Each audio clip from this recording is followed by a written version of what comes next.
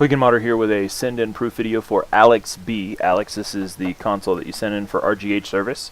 It's a Jasper small block, so 16 megabyte. We RGH'd it with the RGH 1.2 method, orange LEDs, backup disc taped on top of the console here.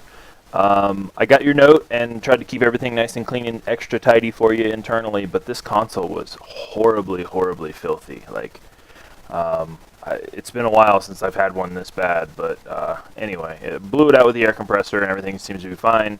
Freestyle dash launch XTX menu Aurora dash all pre-installed.